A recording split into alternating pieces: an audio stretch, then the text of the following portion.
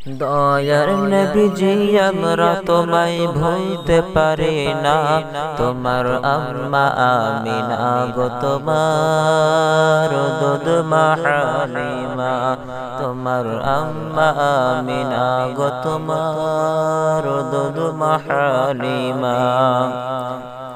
তুমি জন্ম নিলে মা আমিনার ঘরে, ফেরেশতারা এসেছে ঘরে। তুমি সিরাত রাসূল মারিফাতের বুলবুল, তুমি সিরাত রাসূল মারিফাতের বুলবুল।